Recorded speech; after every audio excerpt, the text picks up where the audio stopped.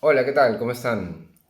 Bueno, hoy estoy aquí en un lugar diferente de la casa, aprovechando la luz natural, ahora que ya estamos a punto de llegar al verano.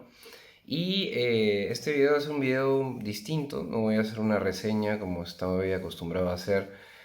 Cada semana leo un libro y entonces hago un pequeño comentario, un comentario más o menos largo de 20, 25 minutos, a veces media hora. eh, Me suelto ahí la chapa. Pero hoy voy a hacer un video y de hecho espero ir haciendo videos más temáticos. Eh, en este caso, el tema que digamos que va a inspirar o que ha inspirado este video es el tema del personaje, de la creación del personaje, ¿no? En los talleres de escritura que doy cada semana, uno de los temas principales, uno de los elementos más importantes de la historia, desde luego, es el personaje. Sin personaje no hay historia. Y necesitamos crear personajes que, aunque sean una cuchara, aunque sean un árbol, aunque sea una pelota, tiene que tener características que acerquen al lector a ese personaje. Ese personaje tiene que tener elementos que de alguna manera lo humanicen, ¿no?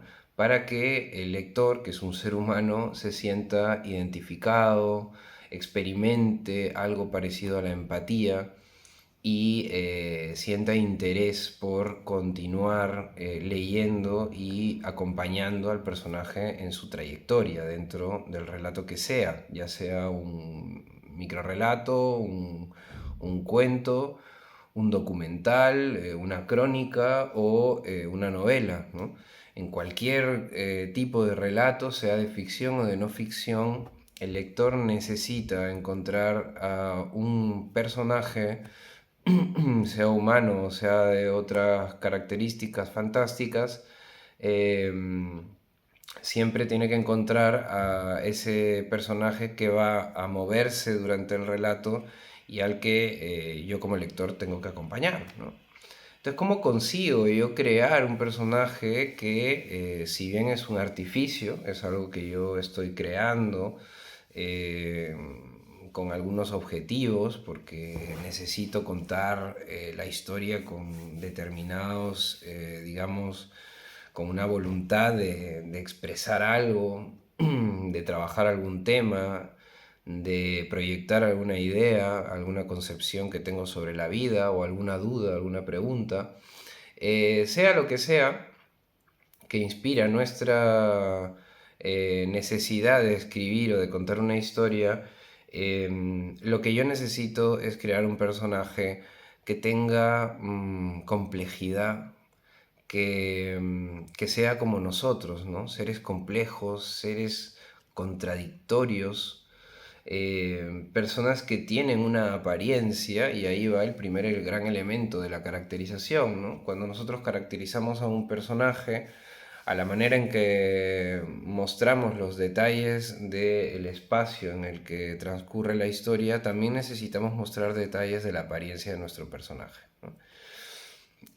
Cómo es físicamente, cómo viste, cómo, digamos, qué proyecta su imagen, ¿no? Luego hay un segundo elemento, un segundo elemento que podemos tomar en cuenta para caracterizar a nuestros personajes, que es el habla, ¿no? ¿Cómo habla mi personaje? ¿Qué palabras utiliza? ¿Habla mucho? ¿Habla poco? ¿Es dicharachero? ¿Es lacónico al hablar? ¿Es un personaje que no habla? ¿Es un personaje que no dice nada? ¿Es un personaje hermético en ese sentido? ¿Tiene una conversación elegante? ¿Es más bien una persona que de cuatro palabras tres son jergas? Eh, ¿Es mal hablado? Toda esta investigación sobre la manera en cómo habla mi personaje me va a permitir crear un estilo al hablar que me va a retrotraer a mí como lector a pensar este personaje viene de tal lugar, este personaje es de clase media, este personaje es un personaje que viene de lumpen, este es un ricachón, este es un antipático, este es un resabido, este es un cantamañanas, bueno, ¿no? Entonces, la forma en cómo mi personaje habla, además me va a conectar con otro elemento, el tercer elemento que podríamos considerar para caracterizar a nuestro personaje, que es el pensamiento, ¿no? La literatura, a diferencia de otras artes, nos permite de forma verosímil reproducir lo que está pensando mi personaje, ¿no? Y nosotros podemos entrar en la cabeza de nuestro personaje, ya sea si narramos la historia en primera persona y a través del monólogo o del soliloquio nosotros vamos mostrando qué cosa está pasando por nuestra mente, o bien a través de un narrador en tercera persona que se acerca al personaje hasta tal punto que se mete en su cabeza, ¿no? Eso es lo que vamos a ver en el cuento de Chekhov, La Dama del Perrito, que es el cuento que voy a utilizar para hablar de de estos dos niveles en los que tenemos que trabajar al personaje. Por un lado, la caracterización y por otro lado, la esencia del personaje, ¿no? Pero cuando hablamos de la caracterización, habíamos dicho pues que hay que trabajar la apariencia de nuestro personaje, hay que trabajar el habla de nuestro personaje, hay que ver también cómo piensa ese personaje. Probablemente sus pensamientos reproducirán también la forma en que habla, porque nosotros pensamos como hablamos. Y en cuarto lugar están las acciones.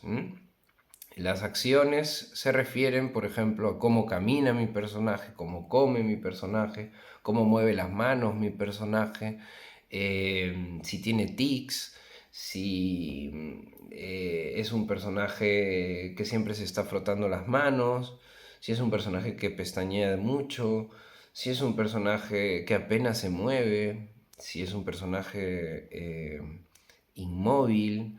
eh, Cómo toma el café, cómo se comporta dentro de una tienda, cómo llama al camarero en un bar, cómo besa, cómo se comporta en una escena de sexo. Todas estas acciones son muy importantes para caracterizar a nuestro personaje, pero ojo, no son necesariamente estas acciones las que me muestran la esencia del personaje. A lo mejor un lector perspicaz a través de estos movimientos, en conjunto con el habla, la apariencia y el pensamiento del personaje, puede sacar sus conclusiones de lo que ese personaje es en realidad. Pero no necesariamente estamos ante el personaje real. ¿Mm? El personaje real, es decir, la esencia de ese personaje, lo que ese personaje es en realidad, solo lo veremos cuando el autor ponga a ese personaje a prueba a través de acciones inesperadas en las historias, acciones que generan directamente una reacción en el personaje, una reacción que nos muestra algo que él no puede controlar, ¿no? Y pasa igual con las relaciones entre nosotros y las otras personas, ¿no? Nosotros podemos hacernos una idea de la gente, pero es a veces en determinadas circunstancias que vemos en realidad qué tipo de persona, de qué está hecha esa persona, ¿no? Así que bueno, así a la misma manera en cómo nosotros conocemos a las personas por capas y algún día llegamos a entrar al fondo del asunto, o vemos realmente qué hay detrás de esa máscara, así igualmente nosotros tenemos que trabajar nuestros personajes. ¿Mm? Bien, entonces vamos a hacer una pequeña sinopsis de esta historia, La Dama del Perrito de Anton Chekhov, que la escribió en 1889, si no me equivoco. Una historia que forma parte ya de los cuentos tardíos de Chekhov, cuando Chekhov ya tenía una pretensión estilística, narrativa, temática muchísimo más elaborada. Los cuentos ya se alargan en esta etapa. Para algunos no necesariamente son los mejores cuentos. Este cuento, que es muy popular, también ha sido muy criticado porque mucha gente piensa que es un cuento largo en el que realmente no pasa nada, ¿no? Pero vaya que pasan cosas. Y es un cuento muy bueno para analizarlo en el taller porque así podemos ver también cómo la estructura clásica del relato está ahí subyacente, ¿no?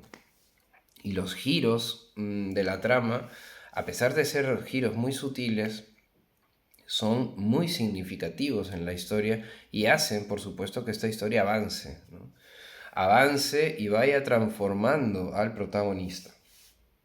Bien, la dama del perrito. ¿De qué va la dama del perrito? La dama del perrito es una historia protagonizada por Gurov, Dmitri Gurov, un banquero que está vacacionando en Yalta, un pueblo, una ciudad a orillas del Mar Negro, y está ahí porque, bueno, está de vacaciones. Él intenta siempre estar lejos de casa porque no soporta a la mujer, tiene 3 hijos, es moscovita, es un hombre capitalino, y está ahí pues solo, y de pronto un día ve pasar a una mujer de la que ya ha oído, por lo visto, porque la gente ahí habla, ¿no? Y hay, digamos, rumores de que ha aparecido alguien desconocido, una mujer, una señora, que pasea con un perrito, con un lulú, un perrito de estos pequeñitos, blancos, ¿no? Con cara de murciélago. Y el tipo este Gurov, pues de pronto la ve un día y siente interés por ella. Entonces consigue acercarse. Ella un día se sienta en una terraza muy cerca de él acaricia al perro, empiezan a conversar, luego se van a pasear juntos. Y entonces ahí empieza, ¿no?, un juego de seducción que va a terminar en una tarde-noche, en la que Gurov, que ya sabe que esta mujer, la señora del perrito, la dama del perrito, se llama Ana, le planta un beso, ¿no? A partir de ese momento, Gurov, un hombre casado, que además se ha enterado de que esta mujer también está casada, pues empiezan a tener un affair, ¿no? Tienen un affair durante todas estas vacaciones, hasta el momento en el que Ana tiene que volver a ese, ¿no?, el lugar de donde ella ha venido, donde está su marido trabajando, un hombre por lo visto muy adinerado, que sin embargo parece importarle poco a esta mujer, que está entregada a Gurov. Gurov es un mujeriego, un hombre que considera a las mujeres una raza inferior.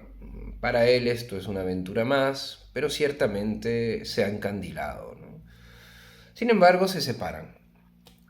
Ella vuelve a su pueblo, él vuelve a Moscú y parece que la historia ha terminado, que el amor de verano, el enamoramiento ese bastante superficial, pues ha quedado ahí.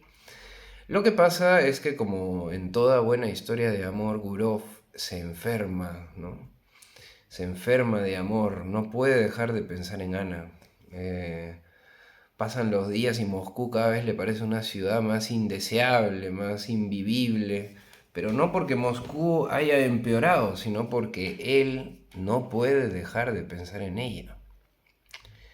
De ella no sabemos nada, pero Gurov, al borde de la locura, con insomnio, no puede dormir, el hombre está totalmente ya envenenado de amor, decide irla a buscar a ese, ¿no?, transgredir ese pacto no dicho de dejar la historia allí, y se aparece pues en ese. Imprudentemente intenta ir directo a la casa de esta mujer, a la casa donde vive con su marido, y bueno, en una especie como de último momento de lucidez, dice: ¿qué estoy haciendo? Estoy loco. Se va a su habitación, se duerme una siesta y por la noche se va al teatro, ¿no? Y en el teatro la encuentra. La ve a ella y al marido, y en el entreacto el marido se va a fumar un cigarro y Gurov aprovecha y se va al palco donde está ella y se encuentran, ¿no? Buenas noches, le dice. Y entonces ella se pone pálida, ¿no?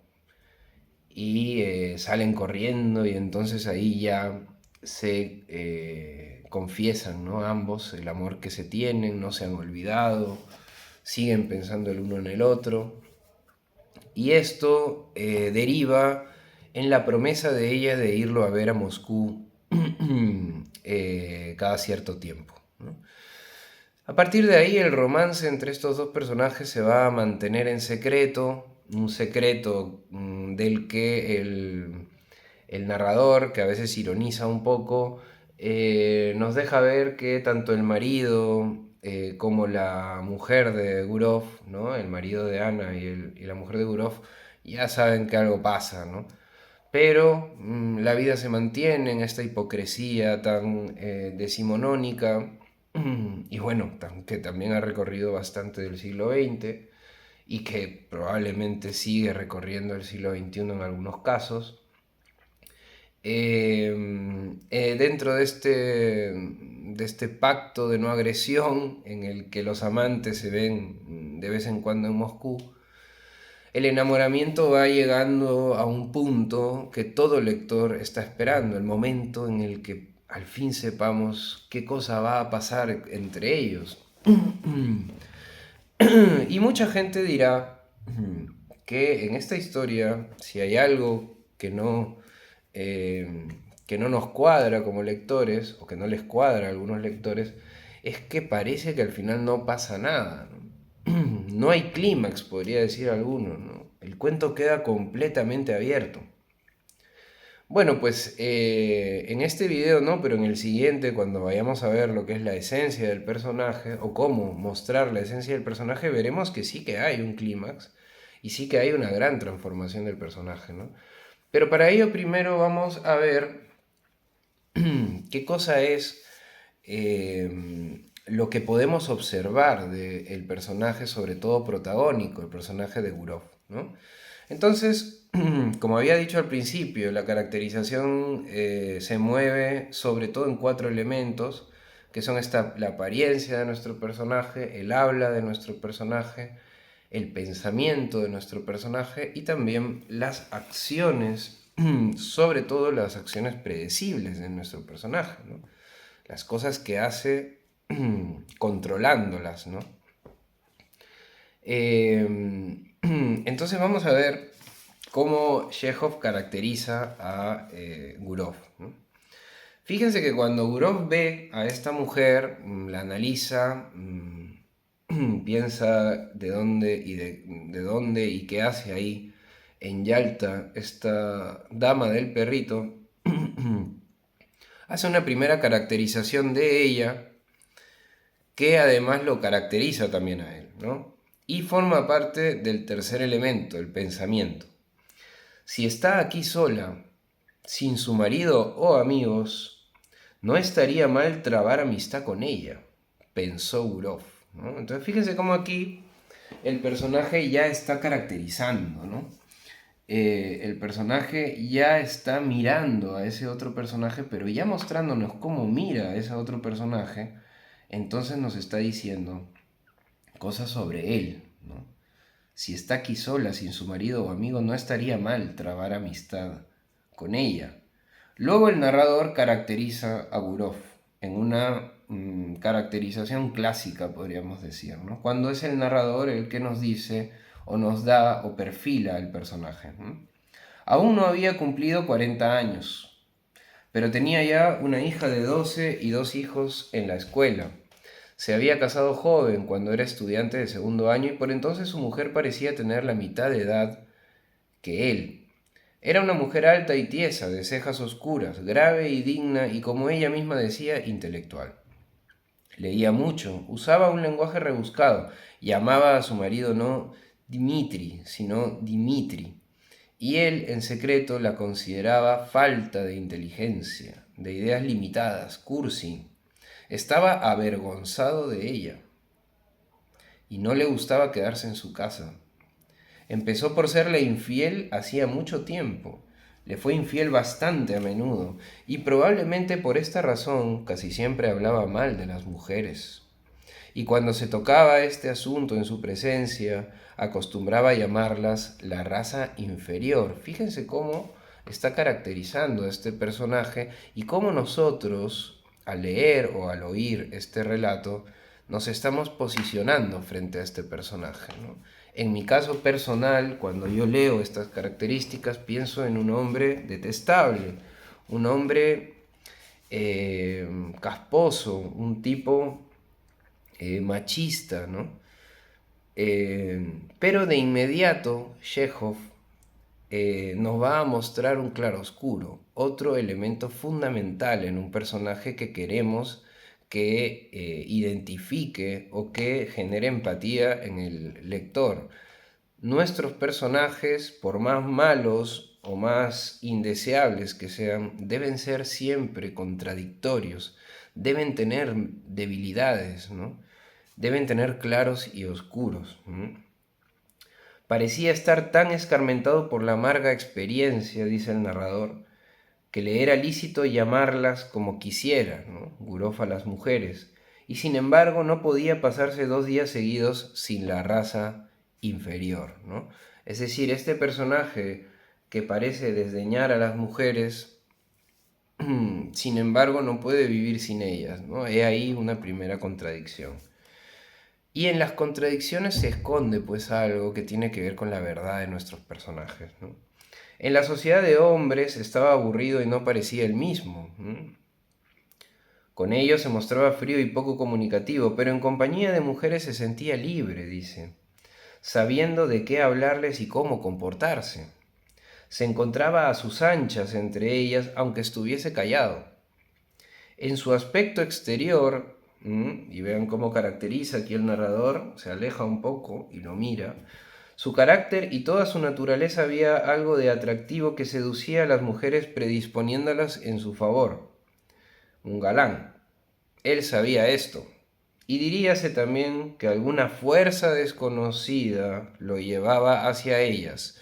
Aquí también, caracterizando, deja ahí una pequeña miga de pan que luego va a resonar en el desarrollo del conflicto del personaje, ¿no? Porque aquí, de pasada, nos dice que hay una fuerza desconocida que lleva a Gurov hacia las mujeres.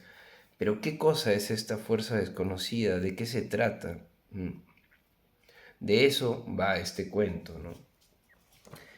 Luego va a incidir Chekhov en la contradicción del personaje. La experiencia a menudo repetida, la cruda y amarga experiencia, le había enseñado hacía tiempo que con gente decente, especialmente gente de Moscú, siempre lentos e irresolutos para todo, fíjense cómo él va juzgando la realidad todo el tiempo, la intimidad que al principio diversifica agradablemente la vida y parece una ligera y encantadora aventura, llega a ser inevitablemente un intrincado problema. Y con el tiempo la situación se hace insoportable. Pero a cada nuevo encuentro con una mujer interesante, fíjense, él controla esta situación, él sabe de qué va todo esto, pero sin embargo, a cada nuevo encuentro con una mujer interesante, esta experiencia se le olvidaba, sentía ansias de vivir y todo lo encontraba sencillo y divertido. Muy bien, hasta ahí tenemos la caracterización de Gurov, que la ha hecho el narrador, nos ha perfilado al personaje, nos ha mostrado su apariencia. De buenas a primeras hemos visto también cómo Gurov se caracteriza a sí mismo, mostrando el narrador su pensamiento. Y ahora vamos a ver, por ejemplo, cómo se caracteriza con el habla. Cuando se encuentra con Ana, cuando se sientan en la misma terraza y él va a jugar con el perrito, una estrategia para poder acercarse a ella, tienen un pequeño diálogo, ¿no? Y en este diálogo, el diálogo es un elemento importantísimo en nuestras historias para mostrar cómo hablan nuestros personajes y para hacer que los personajes interactúen a través de la conversación. Y entonces, en esta conversación vamos a ver una leve caracterización de Ana y también vamos a ver una forma de caracterizar a través del habla a Gurov, ¿no? El tiempo pasa deprisa, dice Ana, y sin embargo ¿Es tan triste esto? ¿Mm? Es que se ha puesto de moda decir que esto es triste, le responde Gurov. Cualquier provinciano viviría en Belgiof o en Lídera sin estar triste, y cuando llega aquí exclama enseguida: ¡qué tristeza, qué polvo! Cualquiera diría que viene de Granada. Ella se echó a reír, ¿no? Entonces él, con esta ironía, ¿no?, con este desdén hacia la tristeza, que la parece identificar con un romanticismo, una cursilería, una moda, un esnovismo del turista, él provoca una risa en ella, ¿no? Luego se van a caminar, pasean juntos, y aquí fíjense cómo cada uno se caracteriza a sí mismo. Hablaron del bochorno que hacía después de un día de calor. Gurov le contó que había venido de Moscú, en donde tomó el grado en artes, una capa más del personaje, pero que era empleado de un banco. Ahí también hay algo, ¿no? Una persona que estudió artes, pero que trabaja en un banco, que había estado como cantante en una compañía de ópera, abandonándola luego, que poseía 2 casas en Moscú. Y ahora veamos cómo se caracteriza Ana a sí misma. De ella supo, Gurov, que había sido educada en San Petersburgo, pero vivía en ese desde su matrimonio, hacía 2 años, y que todavía pasaría un mes en Yalta, donde se le reuniría tal vez su marido, que también necesitaba unos días de descanso.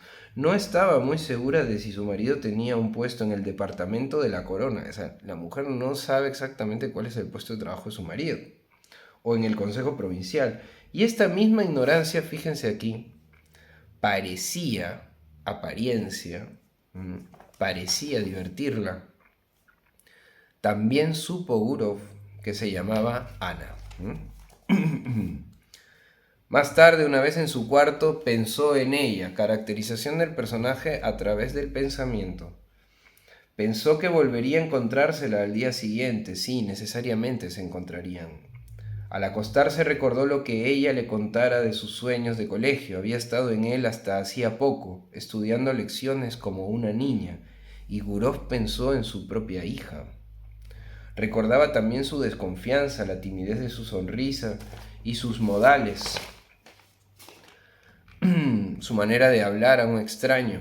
Debía ser esta la primera vez en su vida que se encontraba sola, ¿no? Especula Gurov, examinada con curiosidad e interés. La primera vez también que al dirigirse a ella creyó adivinar en las palabras de los demás secretas intenciones. Recordó su cuello esbelto y delicado, sus encantadores ojos grises. Algo hay de triste en esta mujer, pensó, y se quedó dormido, ¿no?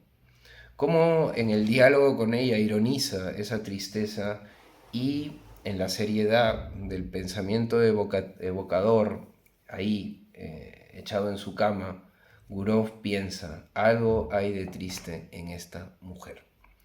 Aquí termina la primera parte del relato, y aquí termina también este video, en el que hemos visto cómo el personaje, a través de la caracterización que hace Chekhov, a través de la caracterización que hace él mismo de sí mismo, a través de su manera de hablar, a través de los pensamientos que se filtran, nosotros podemos conocer,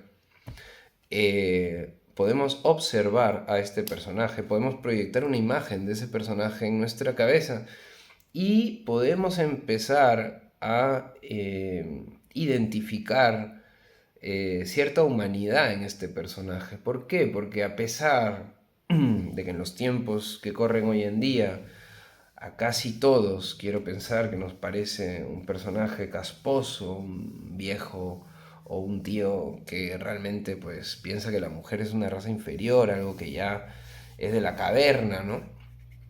Sin embargo, en esas contradicciones, en esa necesidad por una fuerza desconocida que le lleva hacia ellas, en esa comodidad que siente, esa cuestión de haber estudiado artes y haber terminado trabajando en un banco, ese tema de que al pensar en ella, de pronto piensa en su hija, todas esas muestras de cierta debilidad o humanidad del personaje hacen que nosotros empaticemos y queramos querramos seguir sabiendo qué cosa es lo que va a pasar, ¿no? Y más levemente, también con una intención de generar misterio, vemos cómo Chekhov va poco a poco dándonos pinceladas de información sobre esta mujer, la dama del perrito, de quien sabemos casi únicamente que vive en ese, que está casada con un hombre que trabaja en algo que ella no sabe y eso le divierte, y que tiene un perrito y está paseando por Yalta de vacaciones.